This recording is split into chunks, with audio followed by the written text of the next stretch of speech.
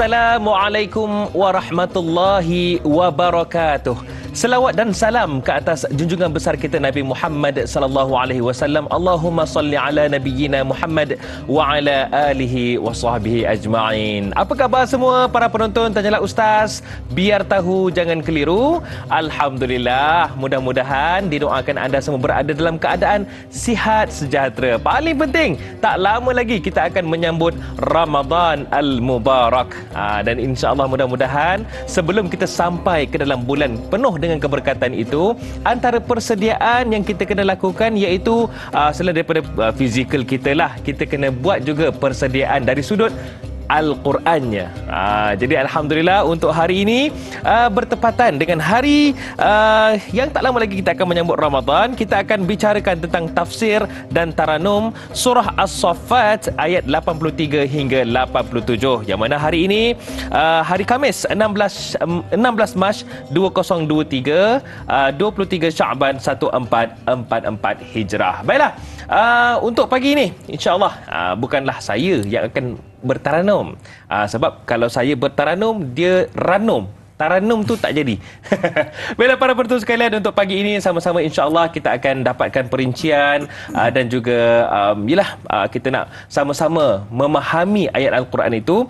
Jadi kita bersama dengan yang berbahagia Ustaz Muhammad Zarifi Muhammad Daud. Assalamualaikum Ustaz. Waalaikumsalam warahmatullahi wabarakatuh. Apa khabar kita? Masya-Allah, serentak kita ya. Sehati sejiwa ya. Alhamdulillah, syukur. Baju pun sama kala lebih kurang. Masya-Allah, tapi Hadari lebih muda. Allah, dah lebih kacak. Saya rasa kita sebaya kot Ustaz. Hadari muda lagi. Allah.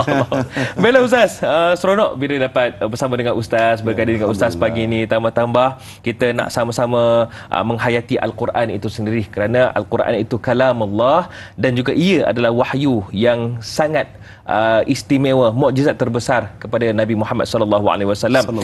Cumanya Ustaz, mungkin kita nak bawa juga para penonton sekalian untuk tanyakan soalan. Caranya bagaimana? Kalau anda nak tanyakan soalan ataupun mungkin nak berkongsi sesuatu, anda boleh sahaja hubungi kami di talian 1800 881677 ataupun boleh sahaja tinggalkan soalan anda di ruangan komen Tanyalah Ustaz TV3. Itu dia. Baiklah Ustaz, sebelum kita nak dengar Ustaz mengalunkan bacaan Al-Quran pada pagi ini untuk surah As-Saffat ayat 83 hingga 87, dan kita anjurkan juga kepada para penonton untuk sedia dengan Al-Quran, mushaf Al-Quran. Kita nak tahu gambaran awal apakah yang mungkin akan kita bincangkan pada pagi ini. Silakan. Baik, para penonton rahmati Allah Ta'ala sekalian, surah As-Saffat yang kita sedang tadabburkan ini sudah masuk ke ayat 83. Betul. Dan surah As-Saffat ini secara keseluruhannya mengandungi 182 ayat. Para ulama tadabbur mereka kira lagi, mereka pecah kecil lagi. Dalam surah As-Saffat ini mengandungi 860 kalimah dan juga dipecah kecil lagi 3826 huruf. Maknanya Da'i Hadari tengok betapa cintanya para ulama tadabbur. Mereka pecah kecil, mereka hitung, mereka kira satu-satu. Kaji secara halus. Secara halus. Allah. Jadi surah As-Saffat yang kita nak tadabbur pada pagi ini, 5 ayat ini merupakan intro ataupun cerita-cerita awal bagaimana Nabi Allah Ibrahim alaihi salatu wassalam dalam perjuangan dakwahnya. Maknanya dalam surah As-Saffat ini ada dibicarakan kisah para nabi sebelum sampai kepada ayat 83 ni, dibicarakan juga kisah seorang tokoh Rasul Ulil Azmi, iaitulah Nabi Nuh alaihi salatu wassalam. Jadi itu secara umumnya an-nazaratul ammah, secara selayang pandangnya apa 5 ayat yang kita nak bicarakan pada pagi ini. Sayang pandang tu ya. Ya, sayang pandang. Cumanya subhanallah, kita dianugerahkan satu kitab yang sangat istimewa, iaitu Al-Quran, yang mana Allah nyatakan zalikal kitab la raiba fihi hudalil muttaqin. Kitab itu tiada keraguan di dalamnya, bahkan menjadi petunjuk bagi orang-orang yang bertakwa. Selain daripada ada hukum hakam, dalam itu juga ada kisah yang menjadi pengajaran buat kita semua. Baiklah, kita tak nak membuang masa, kita nak terus sahaja nak memperdengarkan bacaan Al-Quran Al-Quran. Jadi kita terus bagi laluan kepada Al-Fadhil Ustaz untuk bacakan 5 ayat yang kita akan tadabbur pada pagi ini. Silakan Ustaz. Baik. A'udzu billahi minasy syaithanir rajim. Wa inna min syi'atihi la Ibrahim idh jaa'a rabbahu biqalbin salim idh qala li abihi wa qawmihi madza ta'budun aifkan alihatan dunallahi turidun fama zannukum birabbil alamin. Sadaqallahul azim.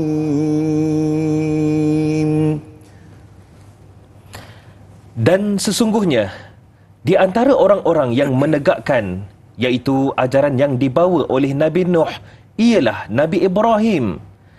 Tatkala ia mematuhi perintah Tuhannya dengan hati yang suci murni, ketika ia berkata kepada bapanya dan kaumnya, "Apa yang kamu sembah? Patutkah kamu menyembah Tuhan-Tuhan yang lain dari Allah? Kerana kamu memutarbelitkan kebenaran semata-mata, iaitu bukan kerana benarnya. Maka bagaimana fikiran kamu pula terhadap Allah, Tuhan sekalian alam?" Sadaqallahul azim. Sadaqallahul azim. Baik Ustaz. Ya. Mungkin kalau kita dapat lihat sepintas lalu, ayat-ayat ini menunjukkan bahawasanya Allah memberi gambaran kisah Nabi Ibrahim ini, betapa Nabi Ibrahim ini dianugerahkan satu sifat yang mana bagi saya ia sangat istimewa. Dalam kalangan masyarakat yang ketika itu mungkin dalam kegelapan, tapi Nabi Ibrahim fitrahnya nampak kebenaran. Mungkin di awal ini kita nak tahu bagaimana dinyatakan dan sesungguhnya antara orang yang menegakkan ajaran yang dibawa oleh Nabi Nuh ialah Nabi Ibrahim. Apa kaitannya Nabi Nuh dan Nabi Ibrahim ini? Baik, pada ayat yang pertama itu, wa inna min syi'atihi la Ibrahim. Dan sesungguhnya di antara orang-orang yang menegakkan ajaran yang dibawa oleh Nabi Nuh ialah Nabi Ibrahim. Maksudnya ajaran, kandungan, konten dakwah yang dibawa oleh Nabi Ibrahim alaihissalam sama dengan konten ataupun dakwah yang dibawa oleh Nabi Nuh alaihissalam. Sama. Maknanya sudut kita kata manhajnya sama, iaitulah nombor satu, mengajak manusia untuk mentauhidkan Allah. Yang kedua, membantras syirik, membantras syirik, menghalang kemungkaran syirik yang menjadi kemungkaran yang paling besar. Dalam Quran pun sebut inna syirka la zulmun azim. Maknanya syirik itu merupakan satu kezaliman yang sangat besar kepada Allah Subhanahu Wa Taala. Kerana itu dak hadari dan para rahmati Allah.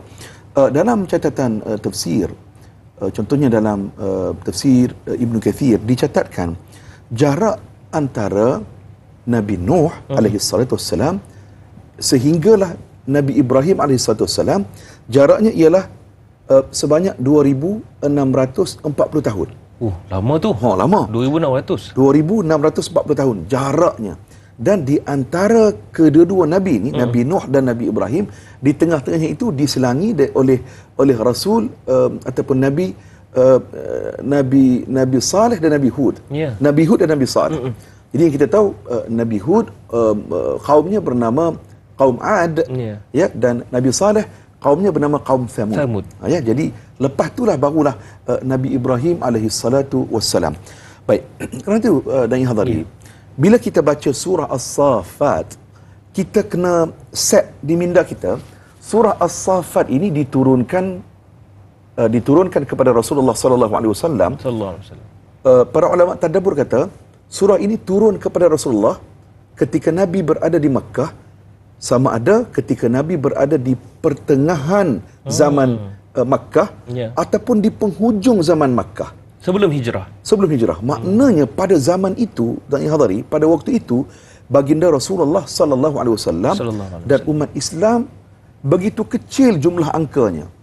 Ada catatan sejarah mencatatkan umat Islam pada waktu itu ada sekitar 50 orang je. Allah. Dalam satu Mekah tu ada 50 orang saja. Dan 3/4 telah berhijrah. Yang pertama ke Habasyah. Dan pada waktu surah ini diturunkan, Rasulullah dan umat Islam yang minoriti pada waktu itu menerima ancaman yang sangat kuat. Allah. Diancam, diugut, apa lagi? Dipulau, diboikot, kan, sehingga perancangan sulit telah dibuat oleh Quraisy. Mereka mahu membunuh baginda Rasulullah sallallahu alaihi wasallam. Jadi maknanya kita faham konteks surah ini turun kepada Rasulullah sallallahu alaihi wasallam. Datang cerita Nabi Nuh, datang cerita Nabi Ibrahim alaihi salatu wasallam, dan selepas ini akan datang pula cerita Nabi Ishaq dan sebagainya. Nak memberikan motivasi kepada Rasulullah, nak memberikan semangat kepada Rasulullah. Walau sekarang ini kamu diugut, walau sekarang ini kamu diancam, walau sekarang ini kamu disekat dakwah kamu, tengok kekanda-kekanda kamu, tengok para nabi sebelum ini. Motivasi kepada baginda Rasulullah sallallahu alaihi wasallam untuk terus tegar, untuk terus kuat berjuang menyebarkan risalah tauhid dan risalah iman. Wallahu a'lam. Saya lihat bagaimana Ustaz yang dihadapi oleh Nabi Nuh alaihi salam, iaitu kaumnya yang telah syirik kepada Allah, menyembah 5 patung berhala yang begitu besar, sehingga murka Allah Subhanahu wa taala turun yang menyebabkan banjir ataupun bah besar. Begitu juga yang dihadapi oleh Nabi Ibrahim alaihissalam, yang bukan calang-calang juga cabarannya, iaitu berdepan dengan bapanya dan kaumnya yang juga syirik kepada Allah Subhanahu wa taala. Sebelum kita nak pergi lagi dan lagi, kita nak tahulah bagaimana kedudukan dosa syirik itu, dan bagaimana syirik itu juga menyebabkan Allah tidak langsung terima amalan-amalan orang yang syirik itu. Kerana itu dalam Al-Quran, dalam surah Luqman, inna syirka la zulmun azim. Bagaimana pesanan inilah yang diberikan oleh Luqmanul Hakim kepada anak-anaknya. Maknanya jangan melakukan dosa syirik, kerana syirik ini satu dosa yang paling besar di sisi Allah. Sebab apa? Menduakan Allah. Ya, maknanya tidak mentauhidkan Allah Subhanahu wa taala. Kerana itu kita baru lepas malam nisfu Sya'ban, kan? Bagaimana dalam riwayat menyatakan pada malam nisfu Sya'ban itu Allah Taala memerhatikan seluruh hambanya, dan Allah Taala akan memberikan keampunan kepada seluruh hambanya kecuali 2 orang. Yang pertama, orang yang mensyirikkan Allah, mereka tidak dapat pengampunan daripada Allah. Dan yang kedua, orang yang berseteru, bergaduh, berkelahi, kan? Mereka ini juga tak dapat pengampunan daripada Allah Subhanahu wa taala. Jadi maknanya bila sebut dakwah para nabi, agenda utama ataupun konten asas yang paling utama iaitulah menyelamatkan manusia daripada terus terjerumus ke lembah kesyirikan, menyelamatkan manusia daripada terus terhumban dalam neraka Allah. Kerana itulah tuan-tuan dan puan, ketika Nabi sallallahu alaihi wasallam sebut kepada sahabat, kamu nak tahu ataupun tidak dosa-dosa besar itu, dan sahabat kata ya. Nabi kata al-kabair, sesungguhnya dosa-dosa besar itu nombor 1 al-isyraku billah, mensyirikkan Allah. Itu merupakan dosa yang paling atas, paling besar. Wallahu a'lam. Baik. InsyaAllah lagi dan lagi kita akan bicarakan tambahan pula. Kalau kita tengok daripada ayat-ayat ini juga ada diceritakan sifat Nabi Ibrahim alaihissalam. Kalau nak tahu, nantikan selepas ini Tanyalah Ustaz. Biar tahu, jangan keliru.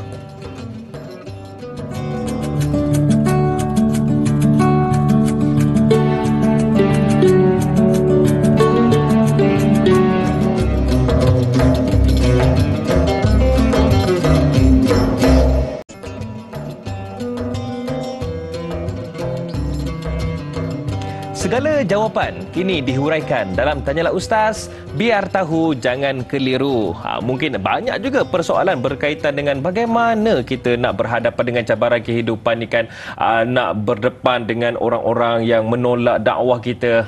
Tak apa, jangan risau. Hari ini jawapannya ada dalam tafsir dan taranum. Kita bicarakan tentang surah As-Saffat ayat 83 hingga 87 bersama dengan yang berbahagia Ustaz Muhammad Zarifi Muhammad Daud. Baiklah, kalau bersama dengan Ustaz Zarifi ni teringat pula ya, da'i. Inilah jurinya. Baik Ustaz. Da'i pendakwah Nusantara. Alhamdulillah Ustaz. Alhamdulillah. Kita rindu semua ya. Platform tu. Cumanya Ustaz, tadi Ustaz ada ceritakan tentang bagaimana Nabi Ibrahim yang membawa manhaj dakwah Nabi Nuh. Jadi ada satu soalan daripada Hafiz. Katanya, apakah yang dimaksudkan dengan dan sesungguhnya Ibrahim benar-benar termasuk golongannya? Ayat yang ke-83, ingatlah ketika ia datang kepada Tuhannya dengan hati yang suci. Jadi itu juga pertanyaan yang saya nak tanyakan kepada Al-Fadhil Ustaz. Bagaimana sifat Nabi Ibrahim ini? Adakah dari awal memang dah nampak hati yang suci itu, nampak ketauhidan dan mempersoalkan kesyirikan yang ada di sekelilingnya Ustaz? Okey. Nombor satu, ayat nombor 83 tadi, wa inna min syi'atihi la Ibrahim. Maknanya dakwah pendekatan yang dibawa oleh Nabi Ibrahim alaihi salatu wasallam itulah yang dibawa oleh Nabi Nuh alaihi salatu wasallam. Baik. Kalau kita throwback sedikit dakwah Nabi Nuh. Penonton, dakwah Nabi Nuh selama 950 tahun. 950 tahun. Allah. Lama tu. Hampir 1000 tahun. Hampir 1000 tahun kan. Dan bagaimana kuatnya semangat Nabi Nuh alaihi salatu wasallam walaupun ditolak oleh kaumnya. Ditolak oleh kaumnya, Nabi Nuh tak pernah putus asa. 950 tahun. Jadi inilah juga yang dibawa oleh Nabi Ibrahim di Babylon. Maknanya Nabi Ibrahim di Babylon berdakwah di Iraq itu, seluruh penduduk di situ, masyarakat di situ, rakyat di situ tolak dakwah Nabi Ibrahim alaihi salatu wasallam. Tolak dakwah Nabi Ibrahim alaihi salatu wasallam. Semua tolak. Kecuali 3 orang yang beriman. Yang pertama Nabi Lut, anak saudara Nabi Ibrahim. Yang kedua Sarah, isteri Nabi Ibrahim. Itu pun selepas berlaku peristiwa Nabi Ibrahim apabila dibakar oleh kaumnya, tiba-tiba api itu tak panaslah pula. Sejuk. Jadi sejuk. Kan? Maknanya api itu bertukar jadi mukjizat. Lepas itu barulah maknanya 2 orang campur Nabi Ibrahim, 3 orang saja beriman. Walaupun satu Babylon itu menolak dakwah Nabi Ibrahim, tapi Nabi Ibrahim tak pernah tutup akaun dakwahnya. Kalau kita da'i Habari, putus asa terus. Tutup akaun Facebook kita kan. Semua hentam kita kan. Kita susah tu. Tutup akaun Facebook kita kan. Senyap masuk dalam gua kan. Ya. Tapi nak ceritanya kuatnya semangat baginda Nabi Ibrahim alaihi salatu wasallam. Baik tuan-tuan, Nabi Nuh, apa orang kata kat dia? Baik, kita tengok cerita Nabi Nuh dulu, 950 tahun. Baik. Nabi Nuh, apa orang kata kat dia? Kaumnya mempertikaikan. Tak ada Nabi lain ke yang diutuskan? Tak ada orang lain ke? Kamu tak ada apa-apa special pun. Satu. Yang kedua, mereka kata, pengikut Nabi Nuh ni semua orang yang lemah-lemah. Dan mereka kata yang ikut Nabi Nuh ni orang miskin, orang tak cerdik. Ini yang dimomokkan oleh kaum Nabi Nuh yang menentang Nabi Nuh. Akhirnya seperti yang Hadar disebut tadilah, mereka telah dihancurkan oleh Allah. Allah berikan azab. Bagaimana berlaku taufan besar, akhirnya mereka itu Allah Ta'ala azab di atas dunia ini lagi. Baik, tuan-tuan rahmati Allah. Kalau kita tengok kaum Nabi Hud dan kaum Nabi Saleh, kaum Ad dan kaum Thamud, cerita kurang lebih sama juga. Kaum Ad dan Thamud ini Allah Ta'ala bagi beberapa kelebihan kepada mereka. Yang pertama, Allah Ta'ala bagi keilmuan pada mereka. Contoh, kalau kaum Nabi Saleh, kaum Thamud, mereka ini mahir dalam bidang architecture. Bukit-bukit besi, bukit-bukit yang keras di padang pasir tu, mereka boleh ukir, mereka boleh apa orang kata, ID apa, interior design apa? Apa nama dalaman? Hiasan dalaman. Mereka boleh ukir, buat hiasan dalaman. Bukit tadi ni jadi kediaman 5 bintang. Jadi rumah mereka 5 bintang, cantiknya. Maknanya mereka mahir bidang architecture, engineering dan sebagainya. begitu juga kaum Ad tadi ni, Ya. umat Nabi Hud, mereka Allah Taala bagi kepada mereka kekuatan fizikal, very masculine. Sador kita kata sekarang, Betul lah. kita sador Betul. kan. Dia angkat barang yang benda yang berat-berat ni biasa aja. Allah. Tapi kelebihan yang Allah Taala bagi kepada mereka ini menyebabkan mereka ini tidak tunduk kepada Allah. Bongkak, sombong dan menyombong. Makin jauh mereka daripada Allah Subhanahu Wa Taala. Mereka ingkar. Kan itu dalam kalau cerita kaum Nabi Thamud, kaum Nabi Saleh, kaum Thamud. Pada satu hari, baginda sallallahu alaihi wasallam dalam perjalanan daripada Madinah nak ke Tabuk. Madinah nak ke Tabuk ni sekitar 800 km. Tengah-tengah tu Nabi berhenti. Sekitar 400 km lah, kan? Nabi berhenti dan Nabi kata, la tas'alul ayat. Kamu semua ni, Nabi pesan pada sahabat-sahabat, kamu semua jangan duk minta bukti sebagai syarat untuk beriman. Jadi rupanya Nabi pesan begitu kerana kaum Nabi Saleh, kaum Thamud ini, mereka jenis orang yang minta bukti dulu. Saleh, kamu tunjuk bukti dulu lah, barulah kami nak beriman kepada kamu, barulah kami nak beriman kepada Allah. Nak nampak depan mata. Nak nampak depan mata dulu, tak percaya kepada perkara gaib.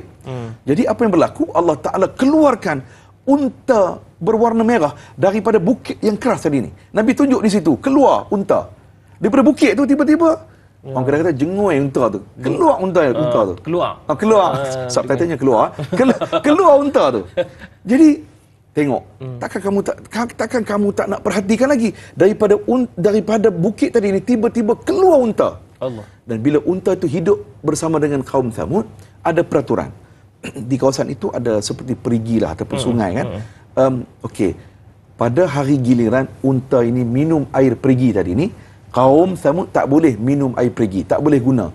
Tapi mereka tetap boleh mengambil perahan susu unta tadi, dia boleh. Untuk minum sekali dia boleh. Okey, apa yang berlaku tuan-tuan? Ni kaum Thamud ni dia perah susu tu, perah tu niat nak bagi habis. Jahat punya niat ni kan, nak cabar Allah, nak cabar Nabi Saleh. Perah tak habis-habis susu tu. Kerana apa? Unta mukjizat. Akhirnya kaum Thamud dia membunuh unta mukjizat tadi ni. Dan mereka pergi kepada Nabi Saleh. Dia kata, "Hai Saleh, sekarang ni kami dah bunuh unta mukjizat kamu. Tak ada apa-apa pun. Kamu kata kami akan kena azab, tak ada apa-apa pun." Dia cabar Nabi Saleh. Padahal peringkat awal mereka minta bukti keluar unta. Ya. Dah unta tu dah bunuh pula. Betul. Okey. Lepas itu Allah Taala telah mengazabkan mereka, telah berlaku gempa bumi. Allahu akbar. Mati habis mereka yang kufur kepada Allah Subhanahu Wa Taala, kecuali ada seorang ni dalam catatan namanya Abu Rigal ataupun Abu Rugal. Dia ni kepala pengat jugalah. Kan? Dia ni pun jenis yang duk lawan, yang duk bantai ni kan.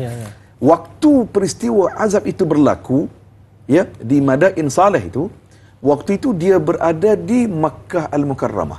Oh, bukan ada di kampung tu. Tak ada di tempat tu. Jadi oleh kerana Allah Ta'ala memuliakan tanah haram itu, waktu azab dikenakan kepada kaum Thamud, Abu Rira ni terselamat. Dia bukan selamat apa? Tangguh saat. Delay saat. Tangguh sekejap. Akhirnya, dalam catatan, apabila Abu Rigal ini langkah keluar je, kaki dia ke tanah halal, keluar daripada tanah haram tu, langkah je keluar, dia pun diazab sama, dia pun mati. Jadi maknanya, apa cerita ni, apa maknanya? Tuan-tuan, kita beruntungnya jadi umat Muhammad sallallahu alaihi wasallam. Umat terdahulu, nabi-nabi terdahulu, siapa yang ingkar, siapa yang derhaka kepada Allah, azab tu kena atas dunia. Kena atas dunia. Tapi kita umat Muhammad, Allah Ta'ala sayang kepada kita. Kerana Allah memuliakan penghulu segala Nabi dan Rasul itu Nabi Muhammad sallallahu alaihi wasallam. Kita ni Allah Ta'ala bagi peluang. Ingkar macam mana pun Allah Ta'ala bagi peluang untuk patah balik, kembali bertaubat, minta ampun kepada Allah. Allah bagi peluang kepada kita. Jadi inilah nikmat yang Allah Ta'ala bagi kepada kita. Kita kena bersyukur dan cepat-cepat kita kembali patah balik, minta ampun kepada Allah Azza wa Jalla. Allahu Akbar. Itu dia, kita ni beruntung umat Nabi Muhammad sallallahu alaihi wasallam. Kalau umat terdahulu Ustaz ya, sekali gempa habis. Ya Allah. Akbar. Ya Allah. Ustaz, kejap lagi mungkin saya nak tanya jugalah berkaitan dengan bagaimana Nabi Ibrahim ini dakwah yang paling sukar iaitu dakwah keluarga sendiri. Oh, masya-Allah. Jadi mungkin kita boleh terus dengan ayat yang ke-85 ini. Tentang bagaimana Nabi Ibrahim berdakwah kepada keluarga dan kaumnya. Okey, sebelum tu dan hadirin saya minta izin kita masuk 84 dulu. Boleh silakan. Okey. Saya terlupa tadi ada sahabat kita tanya tadi kan? Tentang hati yang suci murni. Hati suci, okey. idh jaa rabbahu biqalbin salim. Tatkala Nabi Ibrahim itu mematuhi perintah Allah dengan hati yang suci murni. Suci murni. Baik, tuan-tuan dan puan, garis bawahkan perkataan maksud yang tertera di kaca TV kita, hati yang suci murni. Gariskan di situ. Maknanya dalam Al-Quran ayat biqalbin salim. Itu maknanya. Baik, tuan-tuan rahmati Allah. Ibnu Abbas telah mensyarahkan ayat ini. Dia berkata Nabi Ibrahim alaihissalatu wassalam dalam hatinya tidak ada sikit pun kesyirikan kepada Allah. Sejak kecil lagi. Mana sikit pun tidak ada kesyirikan kepada Allah Subhanahu wa taala. Dan Ibnu Abi Hatim dia meriwayatkan daripada Auf, dia menceritakan daripada Auf bagaimana disebutkan aku pernah bertanya kepada Muhammad bin Sirin. Muhammad bin Sirin itu seorang tokoh tabi'in. Ada cerita yang best tentang Muhammad ibn Sirin, tentang integriti dia sebagai seorang ahli usahawan. Nanti kita tangguh kalau ada masa kita cerita. Lain kali Ustaz. Lain kali ya. Baik. Tuan-tuan puan sekalian, Ibnu Abi Hatim dia menceritakan daripada Auf. Dia kata dia bertanya kepada Muhammad bin Sirin, apa maksud ayat ni? Tengok tuan-tuan, topik-topik sembang ya para tabi'in, para sahabah, para salafus salih dulu kan. Tentang Al-Quran. Tentang Quran, sembang tentang Quran. Kita ni itulah duk sembang pasal Manchester United kalau 7-0 lah. Kita sama fan kan? Kita macam mempertahankan je. Oh, selingan. Baik tuan-tuan, dia bertanya kepada Muhammad ibn Sirin, apa maksud biqalbin salim dalam ayat ini? Baik, Muhammad bin Sirin menjawab, dia kata maksud hati yang suci murni itu ada 3 maksud. Ada 3 catatan. Baik, nombor 1, hati Nabi Ibrahim alaihissalatu wassalam yakin seyakin-yakinnya Allah Ta'ala maha benar. Yakin sungguh. Tidak ada syak. Tidak ada keraguan, tidak ada syak. Macam nak yang tadi baca ayat awal tadi kan? Dzalikal kitabu la raiba fihi. La raiba fihi, tak ada keraguan. Lil muttaqin. Tak ada keraguan langsung. Nombor 2, maksud biqalbin salim ini ialah Nabi Ibrahim yakin kiamat itu pasti datang. Kiamat itu pasti ada. Nombor 3, maksudnya ialah biqalbin salim, hati yang suci murni yang bersih itu maknanya ialah dia yakin manusia setelah mati di alam barzakh, lepas itu akan dibangkitkan semula untuk berdepan dengan hari perhitungan. Jadi ketiga-tiga benda inilah para penonton yang diingkari, yang ditolak oleh kaum Nabi Ibrahim. Seluruhnya tolak. Kan mereka mensyirikkan Allah. Dia menyembah penguasa pada waktu itu Raja Namrud, ya. Jadi dia mensyirikkan Allah Subhanahu wa taala. Satu negeri itu mensyirikkan Allah. Raja Namrud pun mengakui dia adalah Tuhan. Ya. Jadi maknanya tuan-tuan rahmati Allah, kerana itulah kan dalam ayat yang lain Allah Subhanahu wa taala menyifatkan Nabi Ibrahim ini sebagai ummah. Ummah. Kan maknanya Nabi Ibrahim yang seorang tetapi memiliki kualiti yang disebut sebagai kualiti ummah. Ustaz, bila sebut tentang kualiti ummah ni, ramai nak tahu ni. Cumanya nantikan selepas ini, tanyalah Ustaz biar tahu. Jangan keliru.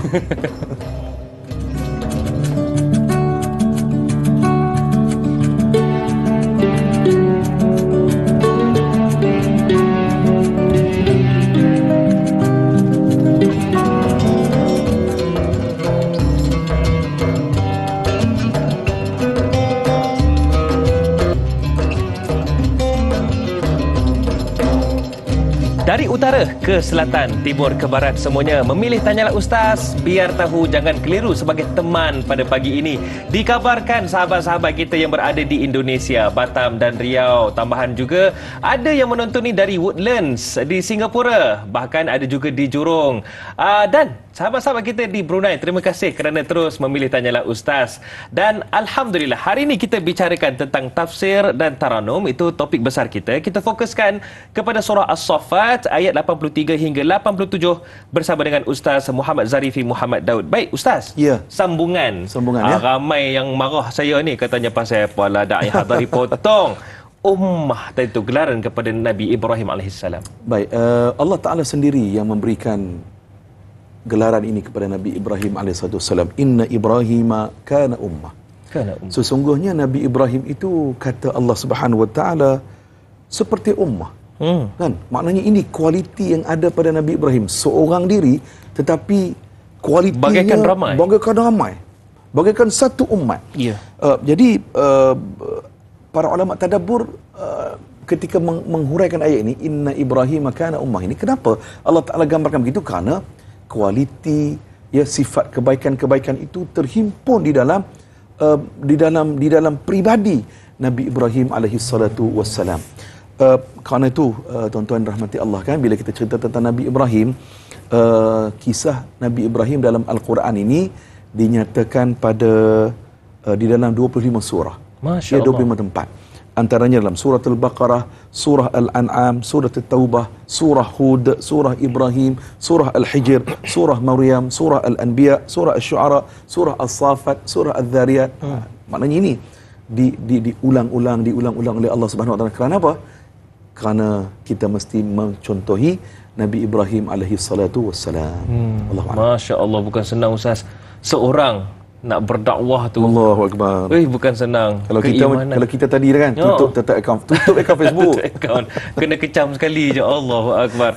Baik Ustaz, Rahimah Saud di Facebook katanya, berdasarkan ayat 84, dia datang kepada Tuhannya dengan hati yang suci, itu adalah untuk para nabi. Bagaimana manusia biasa macam saya lah, kita lah boleh capai tahap sekurang-kurangnya ikhlas kepada Allah berdasarkan ayat yang kita belajar tadi tentang qalbin salim tu? Baik, kerana itu catatan Muhammad Ibn Sirin, ya, maknanya maksud bi qalbin salim tu ada 3. Yang pertama, yakin Allah Maha benar. Yang kedua, kiamat itu pasti datang. Yang ketiga, setelah kita mati di alam barzakh, kita akan dibangkitkan untuk perhitungan. Jadi kita bawa 3 maksud ini dalam hidup kita. Jadi para penonton, apabila kita orang beriman, kita yakin 3 perkara ini, pasti ia akan membuahkan takwa kepada kita. Tuan-tuan, orang yang bertakwa ni dia berbeza. Orang yang beriman, orang yang takut kepada Allah ni dia berbeza. Beza. Kan? Dia nak buat benda-benda yang haram, dia fikir, takut ni dengan dia takut. Walaupun orang tak nampak pun. Maksudnya bukan sekadar tahu, Ustaz. Ya. Tahu dan mahu. Kan? Tahu dan ambil tindakan. Kan? Contoh kan. Orang yang takwa kepada Allah, dia nak semayang lewat-lewat, kan? Dia rasa takut. Takut. Kan? Dia takut meninggal dalam keadaan tak semayang. Meninggal dalam keadaan tidak melakukan ketaatan kepada Allah. Betul. Orang yang bertakwa kepada Allah, dia nak tinggi suara pada mak ayah dia takut. Sebab apa? Dia tahu, Quran kata, Nabi kata, berdosa, derhaka orang yang fala taqul lahum uffin wala tanharhuma. Kan? Kata pun dan berkasar kepada mak dan ayah, satu dosa. Isteri, kita ramai para isteri yang menonton ni kan, para ibu yang menonton, kadang-kadang kan suami ni kan, ialah my time contoh kan, dia rasa nak makan nasi goreng kampung kan, dan kadang-kadang dia minta tu 12 tengah malam. Allah. Kan, balik kerja tu nak kata sahur, bukan sahur tu makan malam. Bukan malam. Jadi isteri yang taat, yang dia nak meraihkan suami dia, dia walaupun mengantuk macam mana pun kan, dia bangun dan dia buat dengan penuh rela hati. Masya Allah. Bukannya buat goreng-goreng tapi mulut membebel-bebel. Kan? Ini sebagai pengajaran, contoh gambaran lah. Orang Malaysia tak macam tu. Alhamdulillah. Ya. Sama juga kita suami. Contoh kan, isteri kita ni sedang kita kata mengandung kan. Mengandung. Tiba-tiba waktu itulah dia terasa nak makan laksa di Pulau Pinang. Rumah di Kuala Lumpur. Kacau. Dia nak makan di tepi padang kota tu kan. Jadi suami ni, Masya Allah, kok mana pun kan, dia cubalah untuk tunaikan hajat isteri dia tadi ni. Kan? Maknanya, inilah seronoknya hubungan suami dan isteri yang diikat di atas ukhuwah kasih sayang. Maknanya kita bersama dengan suami isteri itu bukan waktu senang, bukan waktu seronok, bukan waktu happy je. Waktu diuji, waktu ada problem, waktu sedih, kan? Waktu itu juga kita bersama dengan suami dan isteri. Maknanya apa? Maknanya inilah orang yang bertakwa. Dia buat kebaikan-kebaikan itu dengan penuh rela hati kerana dia yakin kehidupan, kematian selepas kehidupan. Minta maaf Ustaz mencelah. Ya. Mungkin juga kita hampir berdepan dengan Ramadan. Ya. Bagi orang yang bertakwa, bagaimana jiwanya sepatutnya sekarang? Masya Allah. Yang dikatakan qalbin salim tu. Allahu Akbar, tuan-tuan dan puan, kalau kita tengok apa yang dicontohkan oleh para salafus salih. Mereka gembira sangat-sangat, menyediakan hati yang penuh gembira, penuh bahagia nak sambut Ramadan ni. Kerana itu dalam catatan antara doa yang diungkapkan oleh para salafus salih, Allahumma sallimni li Ramadan wa sallim Ramadana li wa tasallamhu minni mutaqabbala. Ya Allah, sihatkanlah aku, sejahterakanlah aku untuk aku masuk bulan Ramadan. Wahai Allah, serahkanlah Ramadan kepada aku. Wahai Allah, nanti bila nak diambil semula bulan Ramadan, ambillah Ramadan dalam keadaan amalan aku diterima. Maknanya nombor satu, sediakan hati yang penuh bahagia, seronok, tak sabar-sabar nak bertemu dengan bulan Ramadan. Bukan apa tak hadari. Ada orang yang makin nak sambut Ramadan, 5-6 hari ni nak sambut Ramadan kan makin gelisah dia. Sebab apa? Tengah hari dia tak boleh perkena cendol. Itulah. Kan tak boleh perkena gearbox dan sebagainya. Duk fikir tak mana nak cari plastik hitam. Ni geng plastik hitam ni bahaya. Bahaya ya. Maknanya kita kena nasihat. Kalau nasihat tak makan juga, hubungilah pihak berkuasa agama Islam negeri untuk memberikan nasihat yang lebih jitu. Jadi maknanya begitu. Kita bahagiakan hati kita dan tak sabar-sabar nak masuk Ramadan, kita doa kepada Allah supaya Allah panjangkan umur kita, Allah bagi kesihatan, kita boleh beramalan, kita buat amalan sebaik mungkin sepanjang bulan Ramadan. Wallahu a'lam. Itulah jawapan kepada sahabat kita yang bertanyakan tadi, bagaimana jiwa orang yang ada qalbin salim itu. Baik Ustaz, mungkin kita boleh teruskan dengan ayat yang ke-85. Bagaimana kisahnya? Silakan Ustaz. Baik, tuan-tuan dan rahmati Allah Taala sekalian. Ayat 85, idz qala li abihi wa qaumihi madza ta'budun. Baik, tuan-tuan dan rahmati Allah, seperti yang kita sebut tadi, bagaimana Nabi Ibrahim ini jiwanya bersih, jiwanya suci. Dia ataupun baginda tidak pernah mensyirikkan Allah Subhanahu Wa Taala. Bahkan baginda tidak senang melihat perkara-perkara ataupun tidak senang melihat orang yang mensyirikkan Allah Subhanahu Wa Taala. Jadi Nabi Ibrahim, Allah Taala uji, ayahnya sendiri seorang tukang ukir berhala. Ujian besar tu Ustaz. Ujian besar. Ayahnya sendiri seorang yang mengukir berhala untuk menjadi sembahan-sembahan masyarakat pada waktu itu. Allah. Dan ayahnya juga sebagai pengukir berhala sang penguasa.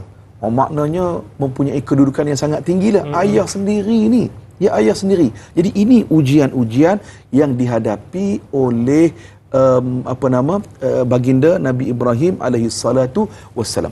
Baik, tuan-tuan dan puan rahmati Allah, kalau kita membaca bagaimana perjalanan Nabi Ibrahim alaihi salatu wassalam, kita akan menghargai betapa hebatnya Nabi Ibrahim alaihi salatu wassalam. Tuan-tuan, daripada muda Nabi Ibrahim diuji oleh Allah Subhanahu wa taala. Mudanya tadi, ini cerita yang pertama tadi, bagaimana Nabi Ibrahim telah dijatuhkan hukuman oleh kaumnya seluruhnya mengumpul kayu-kayu api untuk membuat unggun api, dan mereka mencampakkan Nabi Ibrahim alaihi salatu wassalam ke dalam unggun api itu. Tetapi itulah datangnya bantuan daripada Allah. Api itu tidak padam dengan perkara lain. Hujan tak padam dengan benda itu. Tetapi api itu padam dengan sendirinya. Maknanya Allah Ta'ala yang maha berkuasa. Jadi lagilah penduduk di Babylon itu rasa nak marah ketika api yang menjarak, yang menjulang marak tu. Betul. Tengok-tengok dalam tu Nabi Ibrahim berjalan relax je. Tak terbakar pun. Kan? Maknanya lagilah mereka marah. Baik, itu nombor satu. Tuan-tuan rahmati Allah. Kemudian tuan-tuan, kita tahu dalam sejarah Nabi Ibrahim AS, Allah Ta'ala uji sekitar 100 tahun tidak dikurniakan anak. 100 tahun dalam catatan. Lama tu tuan-tuan kan? Maknanya ini kita belajar daripada kisah Nabi Ibrahim. Allah uji begitu rupa, tetapi Nabi Ibrahim tak pernah putus asa mengharapkan, berdoa kepada Allah. Dia tak pernah putus asa, dia yakin satu hari nanti pasti Allah Ta'ala akan makbulkan doanya. Baik, dalam surah As-Saffat ini ada doa yang Nabi Ibrahim doa supaya dikurniakan anak. Kita baca terus ya. Pada ayat 100. Tuan-tuan boleh catat ya, ayat nombor 100. Rabbi habli minas salihin. Rabbi habli minas salihin. Wahai Tuhan aku, kurniakanlah kepada aku anak yang terhitung dari orang-orang yang saleh. Ya. Rabbi habli minas salihin. Ya Allah, berikanlah kepada aku anak yang di kalangan orang-orang yang saleh. Jadi tuan-puan ya, boleh catatkan doa ini dan kita doa dengan penuh yakin, penuh harap, penuh tawakal, insya-Allah Allah kurniakan zuriat keturunan kepada kita. Sebab apa Nabi Ibrahim doa ini?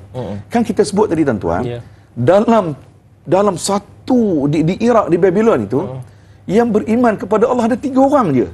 Nabi Ibrahim, Sarah dan juga Nabi Lut. Jadi tuan-tuan, maknanya Nabi Ibrahim berfikir, kalaulah tidak ada zuriat keturunan selepas ini, maknanya ajaran ataupun orang yang nak membawa ajaran tauhid itu sudah tidak ada. Betul. Kerana itu Nabi Ibrahim doa sungguh-sungguh, ya Allah, tolong berikanlah anak anda kepada aku, supaya anak inilah yang akan meneruskan dakwah yang dibawa oleh Nabi Ibrahim alaihi salatu wassalam. Allahu akbar. Allahu a'lam. Kita kalau tak ada anak 5 tahun kahwin pun, balik raya tu macam-macam orang tanya, bila nak ada anak, rancang ke? Lain macam lah soalan tu kan akan keluar. Tapi tak apalah Ustaz, kita akan sambung lagi perbincangan kita. Cuma kita nak raikan pemanggil di talian kita. Masya-Allah. Alhamdulillah. Assalamualaikum. Waalaikumsalam warahmatullahi wabarakatuh. Dai Hadari Ramli dan Ustaz Muhammad Zarifi bin Muhammad Daud. Saya Umar Abdul Majid dari Felda Cini Timur 3, Pekan Pahang. Assalamualaikum Ustaz dan Dai. Waalaikumsalam warahmatullahi. Haji Umar, silakan dengan soalan kepada yang berbahagia Ustaz. Dai dan Ustaz sihat ya. Alhamdulillah, syukur. Alhamdulillah. Jadi soalan saya begini Ustaz. Tidak kita sedia maklum ayat yang ke-84 Nabi Ibrahim ni, dia mempunyai hati yang suci, bersih. Yang ini tak apalah dia Nabi, ada setengah pendapat dia Nabi, dah diberikan kelebihan ke arah itu. Ini kita manusia biasa ini Ustaz. Kadang-kadang cakap mulut okey je semua, tapi hati lain pula. Jadi ini yang berbeza ini. Apakah orang kategori manusia yang macam ini boleh kita dapat macam mana Nabi Ibrahim ni? Jadi yang keduanya soalan saya begini Ustaz. Apakah hubungan Nabi Nuh dan Nabi Hud tu? Apakah hikmah ataupun ibrah yang nak ditunjukkan oleh Allah Subhanahu Wa Taala kepada kita? Apakah kerana mereka ini menyebarkan awah tapi mendapat tentangan daripada keluarga yang terdekat, sebagaimana Nabi Nuh, anak dan isteri pun tak mau mengikut dia, dan Nabi Ibrahim, ayah dia sendiri, seorang yang menentang kuat dakwah yang dilakukan. Apakah ibrah, hikmah yang perlu kita ambil? Itu soalan saya Ustaz dan Dai. Terima kasih banyak Ustaz dan Dai. Assalamualaikum. Waalaikumsalam warahmatullahi wabarakatuh. Soalan yang cantik. Yang pertama, hubung kait qalbin salim dengan kita, manusia biasa. Yang kedua, apakah ibrah di sebalik kisah Nabi Nuh, Nabi Ibrahim ini? Nantikan jawapannya selepas ini. Tanyalah Ustaz, biar tahu, jangan keliru.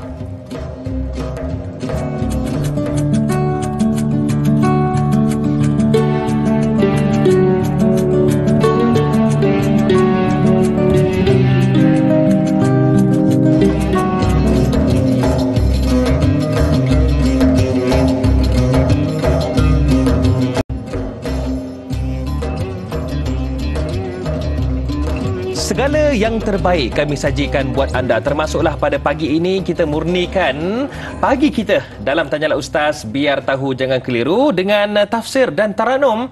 Kita dekatkan diri kita dengan Al-Quran, mempelajari surah As-Saffat ayat 83 hingga 87 bersama dengannya berbahagia Ustaz Muhammad Zarifi Muhammad Daud. Baik Ustaz, soalan daripada Haji Omar tadi. Ya, Tuan Haji Omar. Dahsyat betul orang Pahang ya. InsyaAllah. Soalan dia, itulah sebab itulah kahwin orang Pahang ni. Itu bab peribadi pula. Okey Ustaz. Aduh, kenapa saya pagi ni Ustaz? Soalan pertama Haji Omar. Bagaimana dikatakan qalbin salim tu sesuaikah dengan kita? Qalbin salim tu Nabi Ibrahim tak apalah. Kita ni macam mana nak praktikkan? Itu yang pertama. Yang keduanya tadi berkaitan dengan kisah Nabi Nuh kemudian Nabi Ibrahim ni. Apa yang kita boleh mungkin dapat nampak dari sudut kekeluargaan tu, nak tegak keluarga tu? Silakan Ustaz. Baik, terima kasih Tuan Haji Omar ya.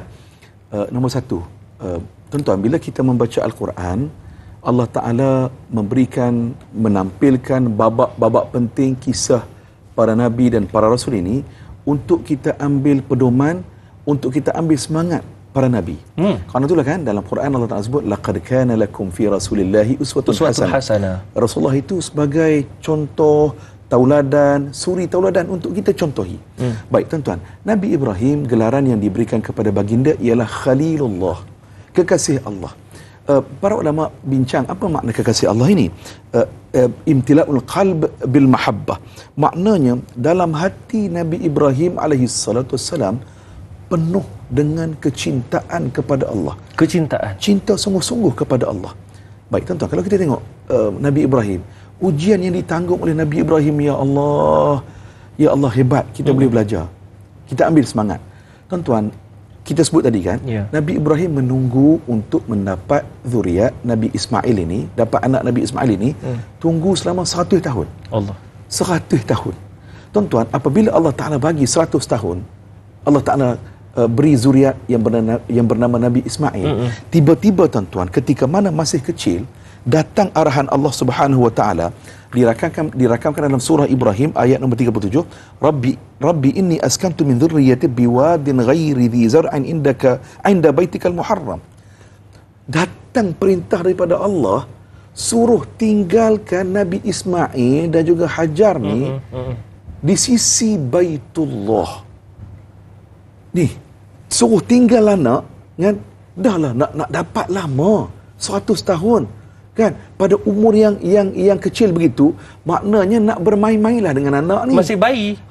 Tiba-tiba Allah Ta'ala suruh tinggalkan Allah di antara dua bukit itu di sisi Baitullah. Tuan-tuan, bila dibaca ayat surah Ibrahim ayat nombor 37 ini, jangan kita bayang Kaabah pada hari ini. Pada waktu itu Kaabah hanyalah ada struktur asas sahaja dan tak ada pembangunan dan tidak ada penempatan orang pun tak ada, sumber air pun tak ada.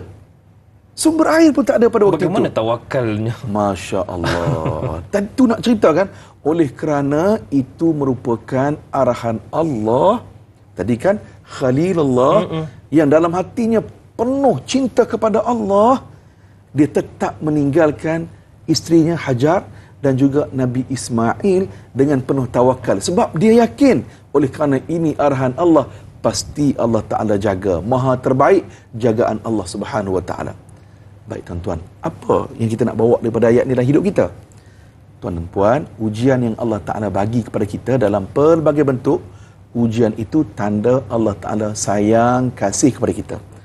Allah panggil kita, Zarifi, lama dah kamu tak tahajud, lama dah kamu tidak sujud, kamu tak rukuk pada aku. Allah hantar ujian itu sebagai tanda kasih Allah Ta'ala supaya kita ni cepat-cepatlah kembali kepada Allah. Cepat-cepat kembali kepada Allah. Jadi ini ayat yang kita nak bawa dalam hidup kita. Itu nombor satu. Boleh jawab terus nombor dua ke? Yang kedua tu berkaitan dengan teguran untuk ahli keluarga tu, kita simpan dulu, boleh Ustaz? Simpan, boleh, sebab boleh. apa, ada lagi pemanggil kita nak raikan. Ya, alhamdulillah. Kita bersama dengan pemanggil kita. Assalamualaikum. Waalaikumsalam warahmatullahi. Ya, Encik Ilyas Abu Bakar ya? Ya, daripada Penang. Baik, silakan Encik Ilyas. Assalamualaikum Ustaz. Waalaikumsalam warahmatullahi. Ustaz, bertanya. Ya, sila Haji. Soalan saya tentang Nabi Allah Ibrahim ni, diuji dengan bapa dia. Ayahanda beliau yang agak tegar dengan kekufuran ni. Ya. Jadi bagaimanakah Nabi Allah Ibrahim ni menghadapi keadaan yang menegur ayahnya? Ya? Nak bersama dan menegur ayahnya. Menegur ayahnya yang agak orang keras. Dan juga dengan dalam pada itu juga dengan kaumnya dan juga raja yang memerintah dalam negara itu. Allah. Jadi kita boleh katakan Nabi Allah Ibrahim ni dia mempunyai satu jiwa yang cukup kental, kuat, sabaran tinggi. Dia minta pencerahan daripada Ustaz Zarifi, bagaimana dia menghadapi bahkan nak menegur anak dan kaumnya, boleh dikatakan boleh lagi dengan ayahanda baginda. Bagaimana yang keadaan yang dia gambarannya ya? Baik. Itu saja. Baik, terima kasih. Itu dia orang yang hitam kita, Encik Ilyas Abu Bakar. Mungkin tepat jugalah dengan soalan daripada Haji Omar, soalan kedua tadi. Bagaimana nak menegur ayah ni bukan senang Ustaz. Kalau tegur orang lain okey, rakan sekerja okey, nak tegur keluarga tu. Baik, kerana tu terima kasih Tuan Haji Ilyas ya. Kerana tu tuan-tuan dan puan, dalam Al-Quran Allah Ta'ala berfirman, wa anzir ashiratakal aqrabin. Allah Ta'ala arahkan Rasulullah untuk berikan peringatan kepada kaum kerabat, kaum keluarga yang terdekat. Keluarga. Baik, kisah yang kita baca ini, kisah Nabi Ibrahim dan ayat yang saya bacakan tadi, ini memberikan satu pengajaran kepada kita. Dalam kesibukan kita bercakap, mengajak orang lain buat kebaikan, jangan lupa keluarga sendiri. Jangan lupa isteri, jangan lupa suami, jangan lupa ayah, jangan lupa ibu, jangan lupa anak-anak. Yang terdekat ini jangan lupa, kita mesti juga dakwah supaya kebaikan itu yang terdekat dengan kita juga mendapat manfaatnya. Jadi kalau dalam ayat ini Allah Ta'ala tampilkan bagaimana Nabi Ibrahim alaihissalam menggunakan pendekatan dialog dengan ayahandanya sendiri dan juga dengan rakyat, dengan masyarakat pada waktu itu. Idh qala li abihi wa qaumihi madza ta'budun. Wahai ayahandaku, wahai kaumku, apa yang kamu sembah ni? Teknik soalan. Ya, teknik soalan.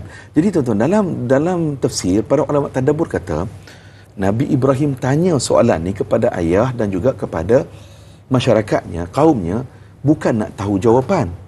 Bukan nak tahu jawapan, tetapi nak bagi tahu apa yang dibuat oleh mereka itu salah. Maksudnya nak menyuruh mereka berfikir. Ya, suruh mereka berfikir. Kemudian ifkan alihatan dunallahi turidun. Patutkah kamu menyembah tuhan-tuhan yang lain dari Allah kerana kamu memutarbelikkan kebenaran semata-mata, bukan kerana benarnya. Maknanya ini pendekatan yang digunakan oleh Nabi Ibrahim alaihissalatu wassalam, berdialog, bercakap dan menyampaikan kebenaran. Jadi okey, dalam teknik komunikasi dakwah, ya, kita dengan ayah, kita dengan mak, nasihat mesti kita buat juga. Nasihat mesti kita berikan. Boleh tegur mak ayah? Boleh, tetapi secara hikmah. Ya. Secara hikmah tu macam mana? Kita jangan memalukan mak ayah kita depan orang ramai, kan? Kita dengan mak ayah duduk bertiga, 6 mata lah, mata kita 2, mak dan ayah. Maknanya kita bertiga saja. Dan ayat tu ayat yang hikmah, ayat itu bukan ayat yang sentap, bukan perli, tak, tapi kita bercakap benda yang benar. Okey. Cara yang lain lagi ialah bagaimana tuan-tuan puan, kita boleh juga, ya, kita bawalah mak ayah kita ni ke kuliah-kuliah agama. Okey. Maknanya yang menegur itu, yang memberi ilmu itu ialah pihak yang ketiga. Ustaz, ustazah, para pendakwah. Jadi mungkin mak dan ayah kita ni mungkinlah dia buat sesuatu perkara tu kerana mak ayah kita tak tahu. Ya, mak ayah kita mungkin akses ilmu tu terhad. Jadi dengan kita bawa mak ayah kita ke program-program kuliah syarahan agama, insya-Allah makin faham mak ayah kita ni, bila mereka ada ilmu, insya-Allah mereka akan faham. Jadi saya rasa maknanya ibrah yang kita dapat ambil iaitulah tugas untuk berdakwah kepada keluarga terdekat mesti kita buat, jangan kita tinggal. Bila kita sebut benda ni tadi kan, kita rasa takut, termasuk saya lah. Betul. Kita lah kan, kita ni duduk berceramah, kita kan, berada di depan kaca televisyen, di lapangan, kita bimbang, ya, akhir sekali yang kita bimbang keluarga sendiri. Jadi wala'iyadzubillah lah, maknanya kita doakan, insyaAllah, amin, kita sama-sama lah kan, kita sama-sama perbetulkan keluarga kita. Dan perubahan itu tuan-tuan dan puan, biarlah bertahap-tahap. Perubahan itu biar sedikit-sedikit, tapi yang paling penting istiqamah. Allah, istiqamah. Itu paling penting. Ya. Pesan Allah Subhanahu wa taala dalam Al-Quran, dalam surah At-Tahrim, a'udzubillahi minasyaitonirrajim, ya ayyuhalladzina amanu qu anfusakum wa ahlikum nara. Wahai orang-orang yang beriman, jauhkanlah diri kamu dan ahli keluarga kamu daripada api neraka. Itu tuntutan paling utama. Baiklah Ustaz, insya-Allah sebentar lagi banyak lagi kita akan bicarakan, banyak lagi kita akan kupaskan. Nah, cumanya kita akan tutup dulu siaran kita di TV3 dan sambungannya di TV9 seketika nanti. Jadi terus setia bersama kami. Tanyalah Ustaz, biar tahu, jangan keliru.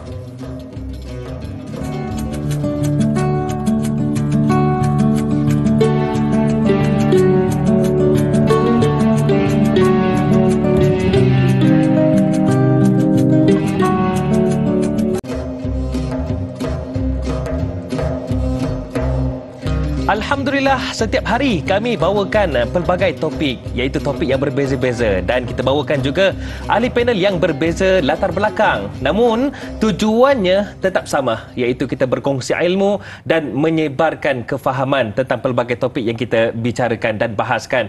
Seperti hari ini kita bawakan topik kita tafsir dan taranum.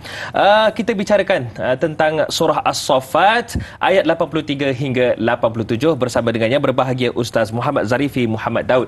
Saya mohon kepada yang menonton ketika ini untuk kongsikan ataupun tekan butang dengan izin share di Facebook bagi mereka yang menonton secara langsung di Facebook supaya lebih ramai mendapat manfaat apa yang kita bicarakan pada pagi ini. Baiklah Ustaz, kita nak sambung perincian perkongsian kita pada pagi ini. Berdasarkan apa yang Ustaz kongsikan sebelum kita rehat seketika tadi, bagaimana menegur ibu atau ayah itu kena tegur tapi ada caranya. Saya nak bawakan juga perbincangan kita dari perspektif yang lain. Berani kerana benar. Kerana ada orang memilih mendiamkan diri. Kerana apa? Tak sampai hati nak menegur keluarga sendiri.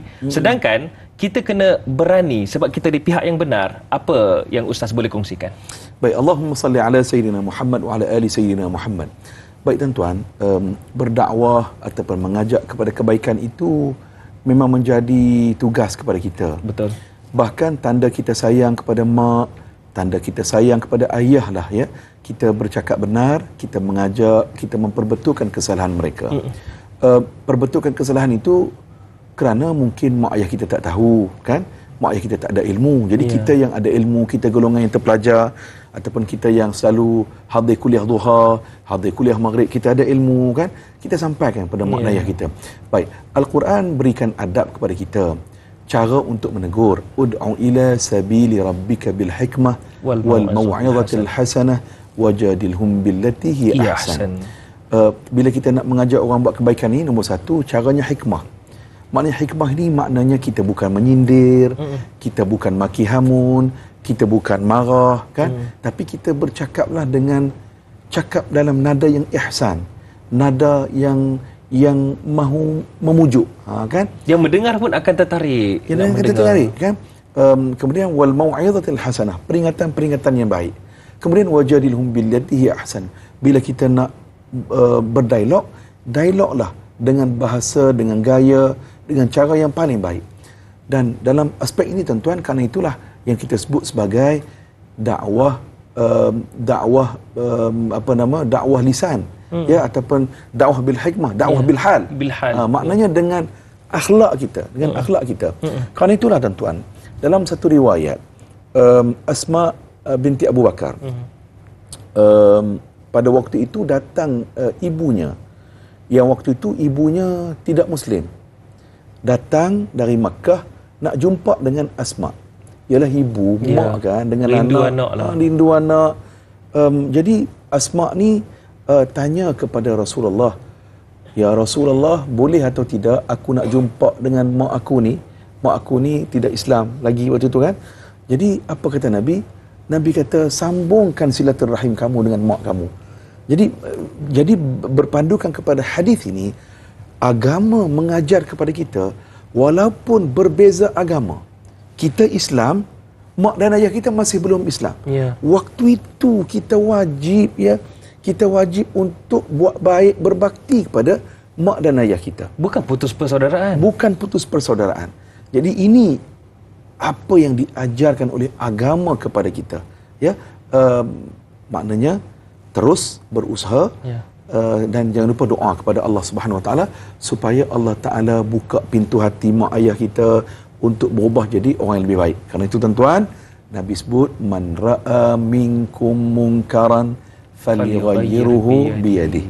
Kan bila kita nampak satu kesalahan, kemungkaran, tegurlah dengan tangan. Tegurlah dengan kuasa yang kita ada. Tak mampu, tegur dengan mulut, dengan lisan. Ya, tak mampu juga dengan hati. Fabi qalbi. Wa dzalika adhaful iman. Itulah yang paling serendah-rendah iman. Kita tak redha dengan kemungkaran itu.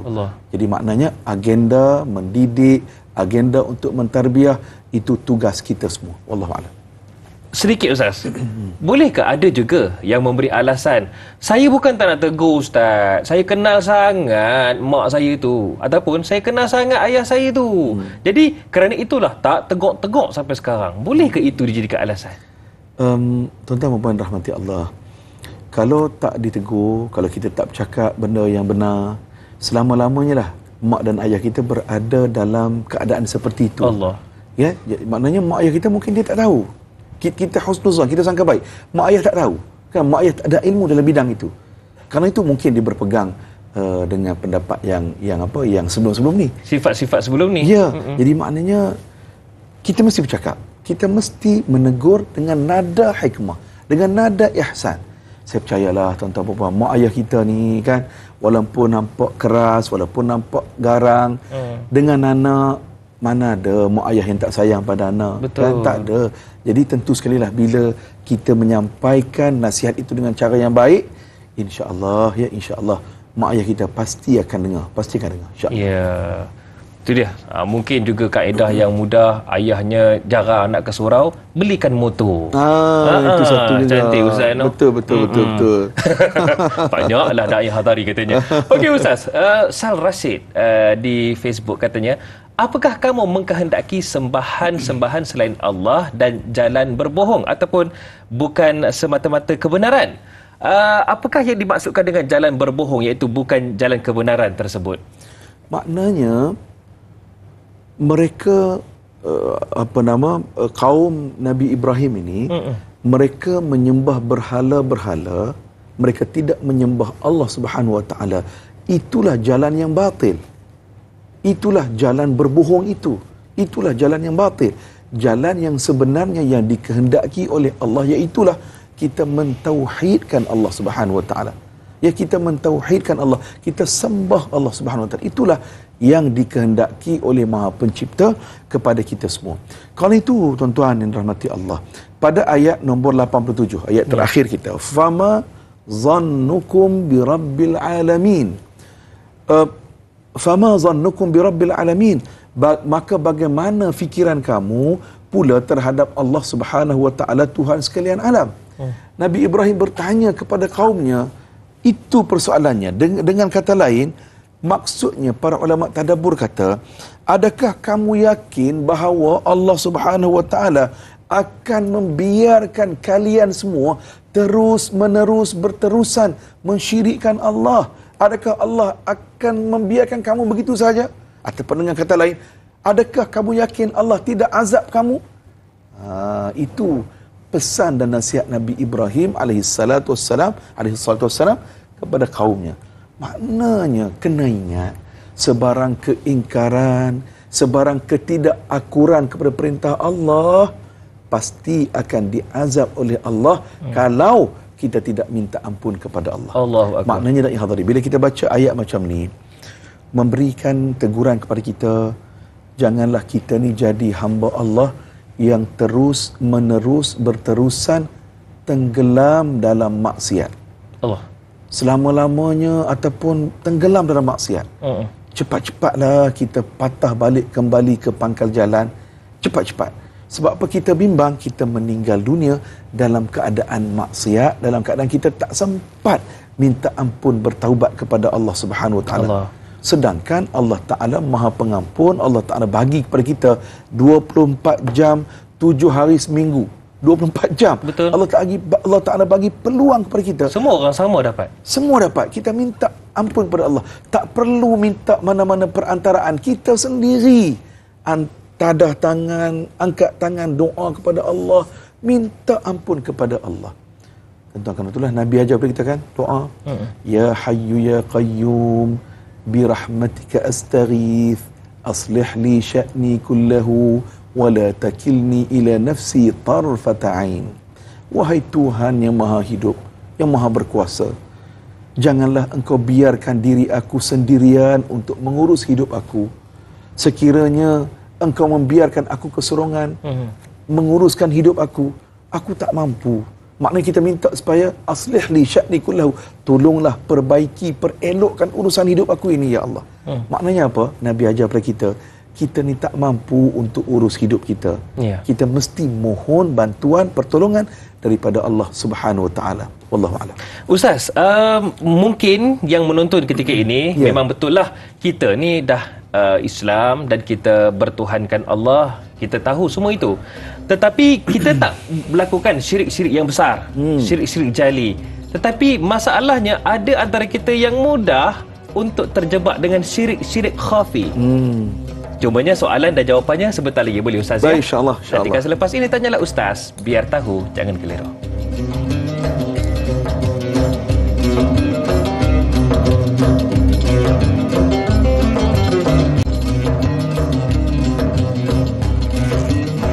Terima kasih dan terima kasih kerana terus memilih Tanyalah Ustaz, biar tahu jangan keliru. Dikabarkan yang menonton kami orang Lockstar, apa khabar? Okey ke? Yang di Ipoh pula katanya mengkema semua sihat benar ya. Jadi hari ini sama-sama kita menonton Tanyalah Ustaz, biar tahu jangan keliru. Yang mana kita bicarakan tentang tafsir dan taranum. Kita dekat dengan Al-Quran, kita bicarakan tentang surah As-Saffat ayat 83 hingga 87. Kita kupaskan, kita tadabbur ayat-ayat ini bersama dengan yang berbahagia Ustaz Muhammad Zarifi Muhammad Daud. Ustaz, sebelum kita nak bawa perbincangan kita ke ayat yang terakhir, kita belajar tentang bagaimana Nabi Nuh sebelum ini, kemudian Nabi Ibrahim berdepan dengan kesyirikan kaumnya. Bukan sekadar kaum, tetapi Nabi Ibrahim berdepan dengan ayahnya sendiri, pengukir berhala. Ya, memang benar kita tidak melakukan syirik-syirik jali seperti itu. Tetapi masalahnya yang membawa kepada keadaan tersebut iaitu syirik-syirik kecil. Boleh diumpamakan sebagai periuk api yang bila-bila masa sahaja kita boleh terpijak kerana ia tersembunyi di bawah tanah. Bagaimana Ustaz kita nak menjauhi daripada syirik-syirik khafi ini? Tambah-tambah nak raya nanti, Allahu Akbar, banyak betul boleh berlaku. Silakan Ustaz. Allahumma salli ala Sayyidina Muhammad wa ala ali Sayyidina Muhammad. Para penonton, kita peringatkan diri kita ya, jangan sombong, jangan riak, jangan takabur. Jangan ada perasaan sifat-sifat mazmumah ini. Kerana dalam catatan riwayat, siapa yang ada sekelumit dalam hatinya sombong tadi kan, sombong, sikit, menyombong kan, walaupun sedikit, tak masuk syurga kita. Allah. Jadi ini satu. Yang kedua, baik betul apa yang Da'i Hadari sebut tadi. Alhamdulillah kita sembah Allah, kita tauhidkan Allah. Tapi yang kita bimbang, kita percaya kepada khurafat, percaya kepada tahyul, percaya kepada sial majal, ya, tilikan-tilikan. Sebagai contoh, tatayur. Tatayur ni maknanya, contoh kan, sebelum kita nak keluar rumah tu, tengok-tengok ada gagak, burung gagak berterbangan. Kita kata kalau nak keluar rumah, gagak ni sedang terbang ni, ada perkara tak elok akan berlaku, malapetaka yang akan berlaku ni. Kita pun simpan beg, simpan kunci kereta, masuk rumah balik, patah balik. Tuan-tuan, bimbang ini boleh jadi kita percaya kepada sial majal tadi. Ya, kita percaya kepada tatayur ataupun sial majal tadi. Ini boleh merosakkan akidah kita. Percaya kepada kepada khurafat kan, kepercayaan tertentu kan. Begitulah. Jadi maknanya perkara inilah yang perlu dimurnikan. Maknanya sesuatu kemudaratan itu akan berlaku hanya sahaja dengan izin Allah. Berlaku ataupun tidak hanya kuasa Allah. Jadi kita ini minta doa kepada Allah supaya kita ini diselamatkan daripada sebarang kemudaratan, musibah dan sebagainya. Karena itulah Nabi ajar kepada kita kan, Bismillahilladzi la yadurru ma'asmihi syai'un fil ard wala fis sama' wa huwas sami'ul alim. Doa ni waktu PKP dulu kita ingat sangat. Jangan tinggalkan kan. Teruskan supaya Allah Ta'ala selamatkan kita daripada sebarang musibah, bala bencana, mudarat dan sebagainya. Wallahu a'lam. Kita risau Ustaz sebab di laman sosial pun dah mula ada yang menayang-nayangkan kemewahan, menayang-nayangkan wang yang berkepuk-kepuk, seolah-olah menyatakan ini aku yang punya, aku yang mencarinya, aku yang dapatkannya, sedangkan yang memberi Allah Subhanahu Wa Taala. Okey Ustaz, soalan daripada Saziatul Siddiq di Facebook, katanya apakah itu kaedah adab-adab dalam menegur segala kemungkaran, terutamanya keluarga sendiri, seperti ayat yang kita belajar tadi, iaitu yang kita nak bawakan, iaitu ayat yang ke-87, menjelaskan Nabi Ibrahim menjelaskan kepada ayahnya agar berfikir dan pastinya tidak mampu dijawab oleh mereka yang tidak percaya kepada Allah Subhanahu Wa Taala. Silakan Ustaz. Terima kasih Puan Sahziatul Siddiq. Kerana itulah tuan-tuan rahmati Allah, bagaimana Nabi Ibrahim alaihi salatu wassalam berdakwah kepada ayahandanya dengan ilmu. Ya. Ya, maknanya mengajak ayahandanya supaya berfikir. Mengajak ayahandanya dan kaumnya supaya berfikir, yang bagikan kehidupan kepada kalian, ya, makanan yang dimakan dengan kenyang, ya, kita dapat keselesaan hidup, semua itu datang dari mana? Datang dari Allah Subhanahu Wa Taala. Berhala-berhala yang disembah oleh kalian semua itu, ya, tidak dapat memberikan apa-apa manfaat, tidak dapat memberikan apa-apa manfaat dan tak boleh berikan apa-apa mudarat sekalipun. Kerana itulah tuan-tuan rahmati Allah, kalau kita tengok surah Quraisy, ya, surah Quraisy, liila fi Quraisy ila fihim rihlatash shita'i was-saif falyabudu rabb hadzal bait. Baik tuan-tuan, ayat ini Allah Taala telah bagi tahu kepada penduduk Quraisy, sepatutnya hati kamu ni semua dah jinak. Sepatutnya kamu ni semua menyembah Allah Subhanahu Wa Taala, Tuhan pemilik kepada Kaabah itu. Sepatutnya kamu sembah Allah. Tetapi tuan-tuan, apa yang berlaku? Allah Taala kata ila fihim rihlatash shita'i was-saif. Sepatutnya hati kamu lembut dan jinak kerana kamu tengoklah, kamu waktu musim panas boleh berdagang, waktu musim sejuk pun boleh buat bisnes. Maknanya Allah Ta'ala, siapa yang bagi kepada kamu keselamatan itu? Jawapannya Allah Subhanahu Wa Ta'ala. Dan tuan-tuan, surah Quraisy ni dia berdekatan dengan surah Allahumma salli ala Muhammad, alam tara kaifa fa'ala rabbuka bi ashabil fil, surah Al-Fil. Apa cerita surah Al-Fil itu? Cerita bagaimana satu ketika dahulu, 40 tahun dulu, berlaku peristiwa tentera bergajah, tentera Abraha ini datang untuk menghancurkan kota Mekah, menghancurkan Kaabah. Hei orang Quraisy, fikirlah sama. Dulu yang menyelamatkan keluarga datuk nenek ayah kamu, mak kamu dulu, keluarga kamu, yang selamatkan kamu siapa? Allah. Yang selamatkan kota ataupun negeri kamu siapa? Allah. Siapa yang selamatkan kamu daripada diserang oleh tentera Abraha, tentera bergajah? Allah. Ini sepatutnya sembahlah Allah. Maknanya itu metodologi yang Al-Quran bawakan kepada kita untuk kita mengajak supaya berfikir. Kerana itulah yang hadiri kan, bijaksananya Rasulullah sallallahu alaihi wasallam. Sesampainya Rasulullah di Madinah, antara perkataan ataupun ucapan awal baginda, Nabi sebut apa? Ayyuhan nas afshus salam. Wahai manusia, sebarkanlah salam. Wa at'imut ta'am, jamulah orang makan. Wasilil arham, sambungkan silaturrahim. Wasallu bil lail wan nas niyam, salatlah pada waktu malam, tahajud ketika manusia sedang tidur. Tadkhulul jannata bisalamin, kamu semua akan masuk syurga dengan sejahtera. Baik, saya kira ini pendekatan dakwah yang sangat baik. Ya. 4 perkara ini. Nombor 1, 3 yang di awal itu ialah konteks hubungan kita sesama manusia. Sesama manusia. Bagi salam. Bagi salam ni apa maknanya? Assalamualaikum warahmatullahi. Apa maknanya? Bercakaplah dengan lemah lembut. Mendoakan. Mendoakan. Ya. Sebar kebahagiaan. Cakap benda yang baik-baik. Kan kita tahu mak ayah ataupun siapa sajalah, kita ni memang suka dipuji. Ya, kan? Betul. Maknanya sebutkan kebaikan-kebaikan, kemudian lapiklah dengan nasihat yang kita nak sampaikan. Ya. Itu caranya. Yang kedua, jamu makan. Kan? Ini juga satu teknik yang luar biasa yang boleh yang menyebabkan orang dekat dengan kita. Ya. Yang ketiga, wasilul arham. Sambungkan silaturahim. Jangan bergaduh. Ya. Jangan kita sebagai fitrah insan, orang suka kita ni ramah-ramah, bukan marah-marah. Kan? Makna bercakap. Beza banyak tu. Beza ya, ramah-ramah dan marah-marah. Sikit-sikit nak marah-marah, sikit-sikit nak marah-marah. Orang pun tak seronok. Jadi maknanya kita jadilah orang yang mudah didekati dan mudah mendekati. Itulah saya selalu cakap dekat puan penerbit kita lah, jangan marah-marah sebenarnya. Oh, masya-Allah. Allahu akbar. Baik. Ustaz, mungkin kita nak bawakan juga perbincangan kita ini. Kita nak kembali kepada kisah Nabi Ibrahim alaihissalam. Nabi Ibrahim alaihissalam juga melihat kebesaran Allah. Ketika itulah keimanannya begitu hebat. Jadi kita nak tahu kaitan dengan zaman sekarang ini soalan mewakili para penonton di luar sana. Keimanan itu kita perlu kuatkan juga dengan melihat kebesaran Allah selain daripada kita beribadah kepada Allah Subhanahu Wa Taala. Bagaimana kita nak melihat dan kuatkan iman kita, Ustaz? Baik, tuan-tuan, puan-puan muslimin muslimat yang dirahmati Allah Taala sekalian.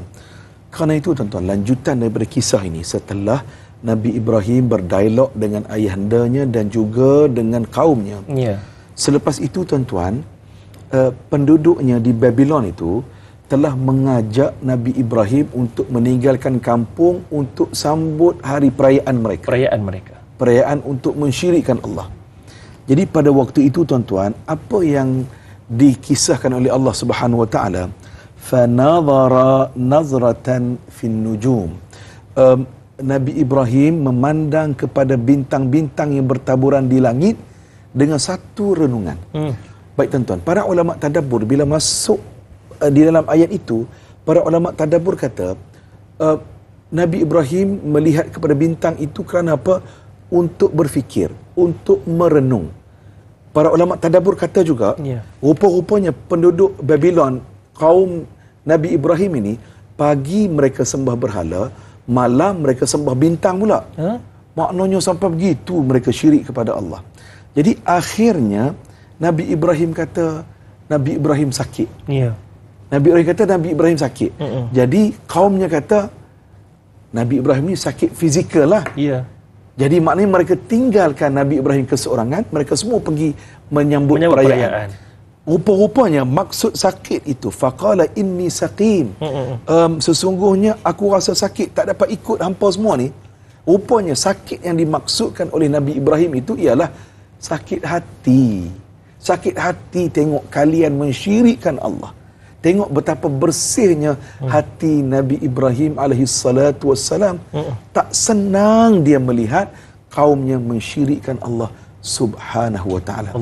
Jadi maknanya tuan-tuan dan puan, tengoklah alam, tadabburlah alam, tengok langit, tengok bumi. Itulah kekuasaan Allah, dan tengok diri kita ni. Setiap pagi tuan-tuan, kita tak pernah minta pun kepada Allah supaya kita ni Allah Ta'ala bagi oksigen. Ya, kita dapat oksigen, kita dapat bernafas. Kurniaan Allah tu. Ya. Tanpa kita sedar. Tanpa kita sedar, tanpa kita minta, Allah bagi kepada kita setiap hari. Kalaulah Allah Ta'ala bagi ikut pahala yang kita buat, ikut amalan kita buat, siapa yang buat amalan banyak, dia dapat banyak. Yang sikit-sikit, wah berat kita.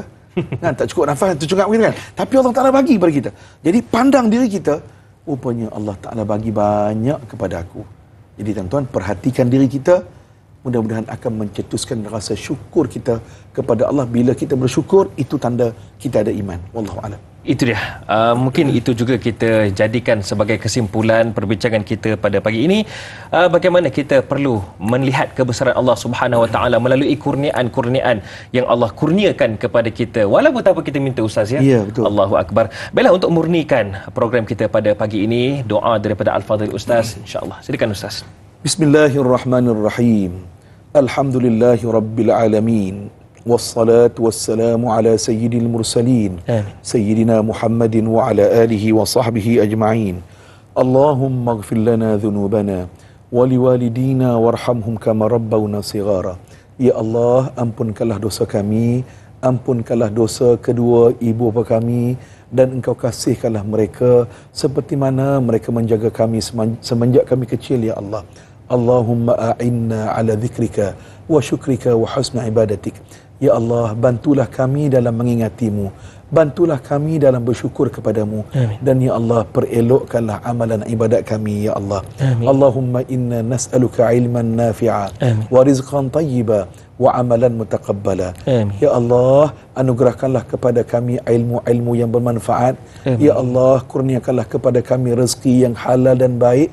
Amin. Dan ya Allah, Engkau terimakanlah, Engkau perelokkanlah segala amal-amal kami, ya Allah. Amin. Rabbana alaika tawakkalna wa ilaika anabna wa ilaikal masir. Amin. Ya Allah, kami serahkan segala urusan hidup kami ini kepadamu, ya Allah. Kepadamu jualah, ya Allah, kami bertawakal dan kami berserah. Rabbana atina fid dunya hasanah wa fil akhirati hasanah wa qina adzaban nar. Walhamdulillahi rabbil alamin. Amin amin ya rabbal alamin. Terima kasih kepada yang berbahagia Ustaz Muhammad Zarifi Muhammad Daud kerana sudi bersama dengan kami pada pagi ini. Lepas ni ke office lah Ustaz. Ya, masya-Allah. Insya-Allah. Moga dipermudahkan urusan insya-Allah ya rabbal alamin. Baiklah para penonton sekalian, esok anda akan bersama dengan Dai Aiman yang mana kita akan bersama dengannya berbahagia Ustaz Yaqub Yusrah. Kita nak sembang-sembang tentang diet Ramadan. Itu dia. Kita nak sembang-sembang juga tentang diet. Apa pun para penonton sekalian, jangan lupa Allah memberikan anugerah kepada manusia, berbilion manusia pada pagi ini sehinggalah ke malam nanti. Satu soalan daripada saya. Dalam berbilion manusia ni, Allah boleh tunaikan hajat mereka. Tetapi kita yang ramai ini, bolehkah tunaikan permintaan Allah?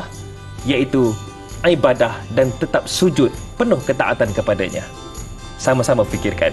Saya Dai Hadari mohon permisi undur diri. Assalamualaikum warahmatullahi wabarakatuh. Assalamualaikum.